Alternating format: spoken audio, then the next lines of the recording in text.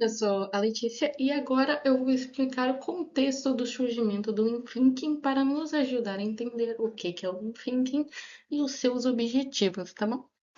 Então, o Lean Thinking ele surgiu nos meados da Guerra Mundial, na Segunda Guerra Mundial, no contexto de um Japão que estava extremamente escasso, estava extremamente com falta de recursos, com falta de pessoas. Dentro disso, dois engenheiros criaram um sistema de produção Toyota. Os dois engenheiros foram o Iji Toyota e o Taishi Ono. Eles criaram um sistema de produção que tinha dois pilares principais para conter essa situação em que o Japão estava e ainda conseguir produzir. Era bem diferente da visão de produção dos Estados Unidos, em que eles queriam produzir em massa, sempre produzir, sempre produzir, sempre produzir. Como o Japão estava num contexto totalmente diferente naquela época, eles precisavam de uma estratégia, e eles foram criadores. Duas características pilares muito importantes são o just in time e o continuação da evolução. O just in time, ele é que você vai produzir, você vai fazer apenas o que precisa no momento. Como o Japão estava muito pobre, eles não podiam ter o luxo de produzir mais do que deveria. E o contínuo evolução é para você nunca ficar parado em relação aos seus problemas. Né? Eles não tinham esse luxo na época. Mas aí, o Lean Thinking não só surgiu disso, tem vários passos até a gente chegar a esse novo. O que aconteceu depois? Em Massachusetts, nos Estados Unidos, estava tendo um estudo. Esse estudo, ele queria comparar formas de produção ao redor do mundo. Foi aí que o toyotismo ganhou sua atenção. Muito importante que eles perceberam a eficácia. Tipo assim, era incrivelmente mais eficaz do que a gente tinha aqui. Aqui eu quero dizer Estados Unidos, né? Porque eles tinham aqui nos Estados Unidos. Aí, com essa popularização estudantil, com essa pesquisa acadêmica, aconteceu que duas pessoas, que eu vou pegar um nome rapidinho, ou se chamam Womack e Jones, essas duas pessoas elas formalizaram o Lean Thinking como uma filosofia de gerenciamento, de vez uma forma de produção, exatamente de produção de fábrica, né? O que eles fizeram? Eles pegaram o foco que, que o Eiji Toyoda e o Taishi Hono tinham no toyotismo e transformaram para tópicos mais abrangentes. E hoje em dia a gente usa isso em software, que é muito loucura, né? Um dia estavam fazendo carros e hoje em dia a gente está fazendo softwares com isso. E então, o que a gente, eu gostaria que vocês aprendessem com isso é que o toyotismo foi uma história de cadeias que foram se propagando desde uma necessidade por causa de uma guerra até estudos acadêmicos e pegar desses estudos e levar para outras áreas. Então, é isso. Também gostaria de mostrar só de onde eu peguei minhas informações. Só para acabar rapidinho, queria mostrar que as informações foram pegas do Lean Enterprise Institution, do site deles, What is Lean, e da Enciclopédia Britânica, que também fala do Lean Manufacturing. Muito obrigada. Eu sou a Larissa e eu vou falar um pouco sobre os princípios fundamentais do Lean Thinking. Então, no livro do Lean Thinking, que foi publicado em 1996, foram formalizados 5 fundamentos, começando com o valor, que é aquilo que o cliente realmente precisa e não necessariamente o que a empresa espera ou quer, que seria especificar o conceito de valor para cada etapa do serviço ou do processo na visão do próprio cliente. Depois tem o fluxo de valor, que deve ser mapeado para que a gente consiga visualizar todas as etapas do processo. A fluidez, que é para criar um fluxo contínuo, fazer o trabalho fluir sem interrupções ou esperas.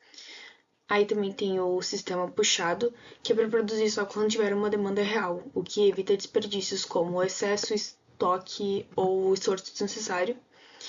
e buscar a perfeição, porque eles têm a cultura de melhoria e aprendizado contínuo e não mudanças pontuais. E esses 5 fundamentos, eles sintetizam práticas observadas principalmente no sistema da Toyota. Eu sou Eduardo e eu vou falar sobre as principais práticas e métodos dentro do Lean. Primeiro, nós temos o Lean Startup, criado por Eric Ries. A ideia principal dele é o MVP, ou seja, o produto mínimo viável. É uma versão simples do produto, só que com o essencial para ser testado no mercado. A gente constrói algo rápido, mede como os usuários vão reagir e com esses dados a gente melhora o produto. Isso evita gastar tempo e dinheiro com algo que talvez nem funcione. Depois nós temos o Lean Inception, criado por Paulo Caroli. Ele funciona como um workshop colaborativo, geralmente no início do projeto. O objetivo é alinhar todo o time, garantindo que todos tenham a mesma visão sobre o que será desenvolvido. Nesse processo são definidos o produto, o público-alvo e também o MVP. Isso ajuda a evitar retrabalho e falta de alinhamento mais para frente. E por fim, o Lean Software Development, que é mais focado na execução. Aqui a ideia é desenvolver o software com qualidade e rapidez, sempre eliminando desperdícios. Também se busca entregar valor de forma contínua e não esperar muito tempo para entregar algo útil ao usuário. Eu sou a Júlia e agora eu vou dar alguns exemplos de uso. No Lean Startup, a gente pode ter como exemplo o desenvolvimento de um aplicativo, onde a gente faz uma versão mais simples primeiro, com poucas funcionalidades, e testa com usuários reais, e baseado no feedback a gente melhora o produto. Já o Lean Inception a gente utiliza no início de um projeto, reunindo o time por alguns dias para definir exatamente o que vai ser desenvolvido, evitando o retrabalho e o desalinhamento. Essas abordagens elas são muito utilizadas em startups, empresas de tecnologias e até mesmo grandes empresas que queiram inovar rápido. Agora eu vou falar das vantagens e das desvantagens do Lean. O Lean ele apresenta diversas vantagens no desenvolvimento dos produtos. Uma das principais é a redução de desperdício, já que ele foca no que realmente é valor para o cliente. Além disso, ele acelera o processo de desenvolvimento porque ele foca em ciclos curtos de testes e desenvolvimento. Além disso, ele também diminui os riscos, porque ele testa poucas funcionalidades e valida elas. Assim, ele não gera tantos riscos financeiros no futuro. E ele também contribui para criar produtos mais alinhados do cliente, porque, como eu falei lá nos exemplos, ele testa com usuários reais.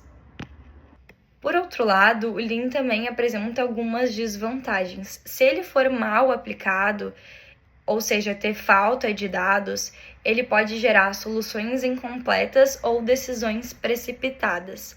Além disso, ele exige uma mudança cultural muito grande dentro da equipe, então ele precisa de mais colaboração, autonomia e abertura para testes e erros, o que pode não funcionar tão bem em empresas mais tradicionais. Em alguns casos, ele também pode não funcionar bem em projetos que exigem planejamento prévio, muito planejamento prévio, para evitar erros, porque erros fazem parte do processo no Lean.